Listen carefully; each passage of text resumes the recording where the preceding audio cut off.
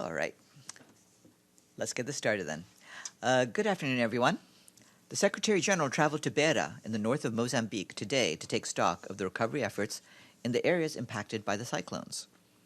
He visited the 25th June school in the Munhava neighborhood, where he was able to see firsthand the damage caused to classrooms, many of which remain operational but without a roof. He also saw hurricane-proof classrooms built with support from UN Habitat, which survived the storms intact. He encouraged the students to continue with their studies and pledged that their classrooms would be rebuilt. And he later tweeted, "It breaks my heart to see children get an education in a classroom with no roof."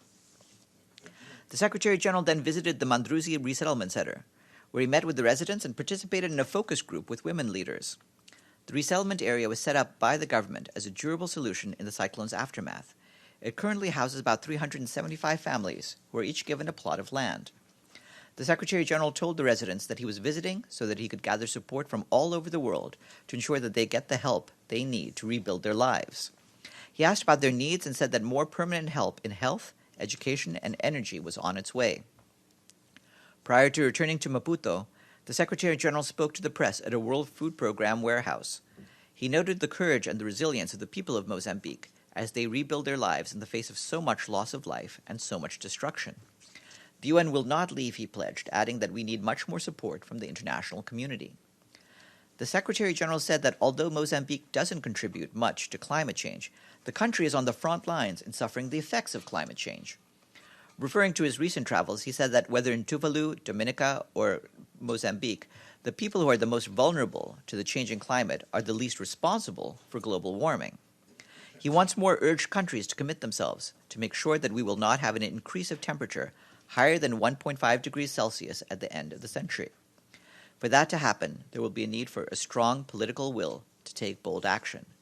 The Secretary General will be back in New York on Monday evening. In a statement we issued last night, the Secretary General strongly condemned ongoing airstrikes impacting civilians in northwest Syria, including those on medical facilities and medical workers. Civilians and civilian infrastructure, including medical facilities, must be protected. Parties to the conflict must respect their obligations under international humanitarian law. Perpetrators of serious violations of international humanitarian law must be held accountable. The Secretary General reiterates his urgent call for the September 2018 Memorandum of Understanding on Idlib to be upheld. The Human Rights Office said today that it is deeply alarmed by the imposition of the death penalty on 30 people by the Specialized First Instance Criminal Court of the de facto authorities in Sana'a, the Yemeni capital. The 30 men, most of whom are academics, students, and politicians affiliated with the Islah party that has been critical of the Houthis, were sentenced to death on Tuesday. The UN Human Rights Office has received credible information suggesting that many of those convicted were subjected to arbitrary or unlawful detention as well as torture and other ill treatment in custody. It understands that the convictions and sentences will be appealed, and the Human Rights Office calls on the appellate court to take heed of the serious allegations of torture and other ill treatment, and of violations of the fair trial and due process rights of the convicted people. And you're aware that the UN opposes the use of the death penalty in all circumstances. Our humanitarian colleagues tell us that in Somalia, some 5.4 million people are estimated to be food insecure through the end of 2019. Nearly half of these people are facing crisis and emergency levels of food insecurity and are urgently in need of assistance and interventions. Some 1.2 million children are believed to be malnourished this year. Prolonged drought, armed conflict, displacement, and a spike in evictions of internally displaced people are again pushing Somalia towards a major humanitarian emergency. The government of Somalia, with support from the UN and humanitarian organizations, are implementing a $686 million drought impact response plan to help 4.5 million Somalis between now and the end of the year.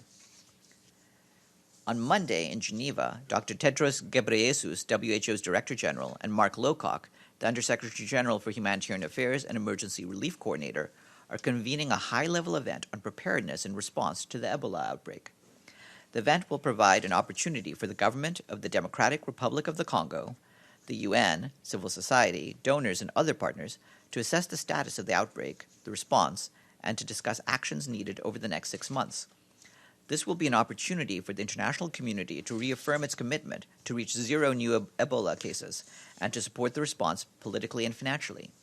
In total, the World Health Organization says that there have been 2,451 people infected by Ebola. Close to 1,650 of them have died. The event will be live-streamed on UN TV, and a media stakeout is scheduled after the event. We mentioned a few days ago that Virginia Gamba, the UN Special Representative for Children in Armed Conflict, is in Mali this week.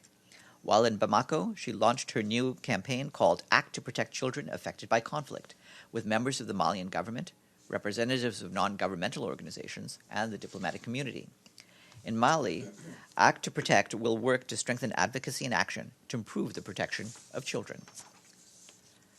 The UN Refugee Agency and the UN Migration Agency are jointly appealing to the European Union and African Union to prevent another tragedy such as the one on the 3rd of July, when more than 50 refugees and migrants were killed in an airstrike on the Tajura detention center east of the Libyan capital, Tripoli. The agencies underscored that the protection of human lives must be the overriding priority.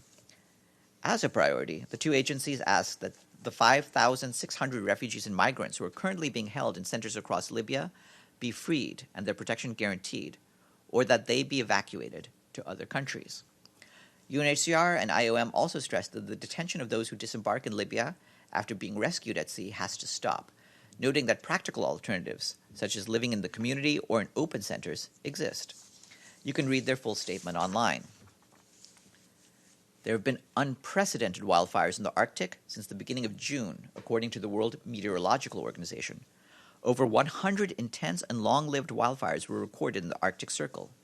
In Alaska and Siberia, some were large enough to cover almost 100,000 football pitches. Unusually hot and dry conditions have contributed to the spread of wildfires. Alaska has had its second hottest June and hit a record high of 32 degrees Celsius, or 90 degrees Fahrenheit, a week ago.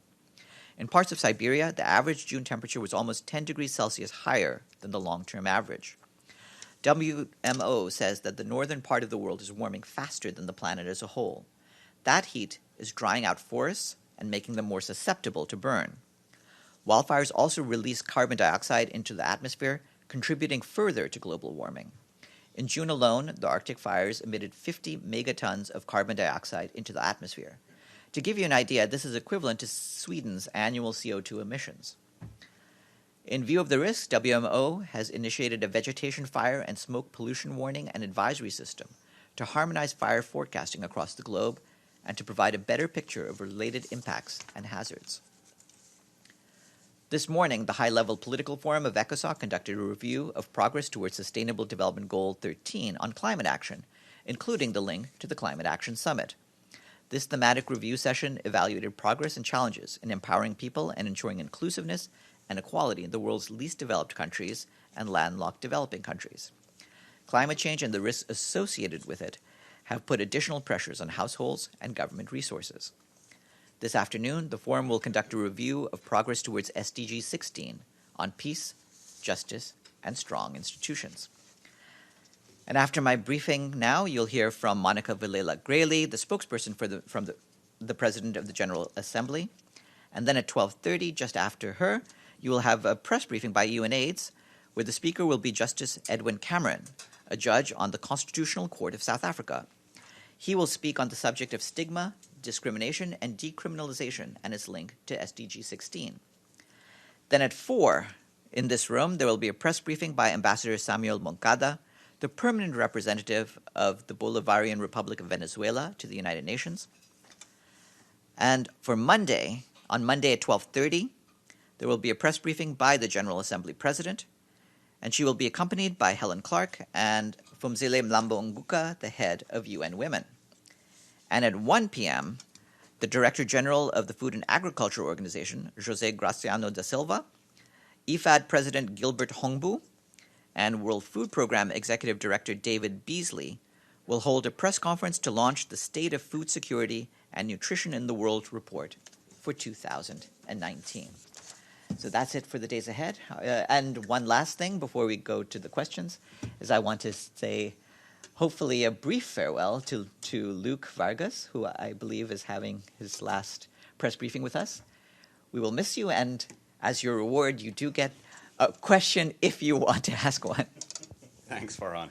I'm sure you've seen a number of countries are expressing concern about freedom of navigation around the Persian Gulf, and there are reportedly some plans for a U.S.-led coalition to escort ships through the Straits of Hormuz. Does the SG feel like that is a good way to uphold freedom of navigation, period?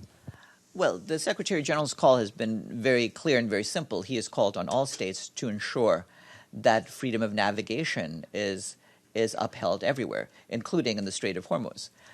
In this particular case, in the Gulf region as a whole, he's tried to make sure that all countries pursue de-escalation and avoid any steps that can further raise tensions. He's made very clear that the last thing the region needs is another sort of confrontation. So that is the approach that we're adopting, and we're hopeful that all countries will abide by the basic laws governing the freedom of navigation. But there is a difference that's important, right, between all countries upholding freedom of navigation and several countries choosing to do it on. Is there not? I'm not disagreeing with you. What I'm saying is that our emphasis is basically on making sure that the countries in the region de-escalate tensions and make sure that vessels can move freely as they have done in the past. And if that is it for me, Monica? Oh, wait, one more. Yes. Two more. The questions only come after like a pause. Okay, yeah. All right. Thank you, Farhan. Look, it's been more than a month since the incident in Kosovo where 2 UN employees arrested, and it was announced that there will be an investigation. So I wonder if there are any results of this investigation by now, or how long the investigation will be going, when we can be able to get the results. Well, there are no results to report as of yet. Once the investigation is complete, we'll let you know what the results are. As you know, in this particular case, we made clear the need to uphold the rights of our staff, and they were released from detention, but we are continuing to follow up. Sorry, another unclear point for me is that I saw some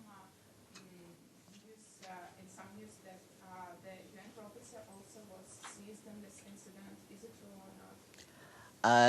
I believe that that the incident was resolved with once the detained staff had been released. As you know, we then had to focus on their health conditions as well.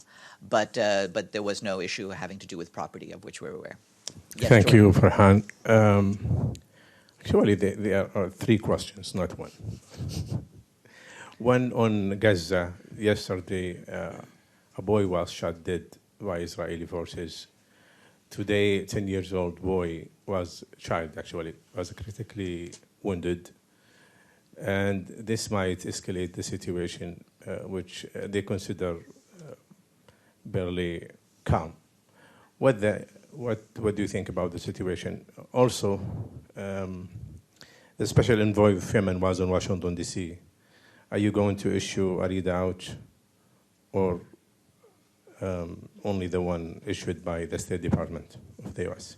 The third one, I was not here the beginning of the week. I'm not sure if someone asked you or not, but there are unrest in Israel between the Ethiopian community and the Israeli government. If you have, which they call for equal rights, what do you think about that also? Okay. Well, on your first question, of course, we're concerned about any of the violence in the region. We have repeatedly made clear our concerns of any potential escalation in Gaza, and we want all sides to avoid any actions that could worsen the situation there. And of course, when we are dealing with a situation that involves the death of youth, we want to make sure that all of those are promptly investigated by the authorities. Regarding your second question, that was about Martin Griffiths? Yes. As we mentioned, he did meet with the Secretary of State, Michael Pompeo, and that's part of his efforts to continue moving ahead with the peace efforts that he's been engaged in on Yemen. That's about it as far as a readout. Regarding your third question, of course, we believe that all migrants, wherever they are, need to be treated with respect for their rights and their dignity, and that would apply in this case. Yes. Good afternoon. Question regarding the Secretary General's trip to Nairobi this week. Speaking in Nairobi, he addressed the increasing violence, terror violence in West Africa. And he said the deteriorating situation in the Sahel and the increasing risks in West Africa are deeply concerning. And he said in light of these developments, there is an urgent need for the international community to support member states in this region. What exactly does it mean by that? Bringing the EU in or bringing a NATO-type operation in? Because the situation gotten out of hand in that region there. Thank you. No, he was talking about, as he has been in the past, about the need for support for the governments of the region, and that takes many forms, including financial and political support. But in this particular case, I would also just refer you to the full transcript of his remarks, which are fairly straightforward. Yes. Ellen Bulkati with RIA Novosti. According to Japanese newspaper Yomiuri Shimbun, there is a possibility of participating of the head of the North Korean Kim Jong-un in the events of General Assembly. Does the Secretary General is he aware about some kind of that information? We're aware of the reports. Obviously, when it comes to the General Assembly, all heads of government and heads of state are welcome to attend. We'll have to see closer to the events of September who's actually going to be participating. And with that, good afternoon, everyone, and Monica, come on up.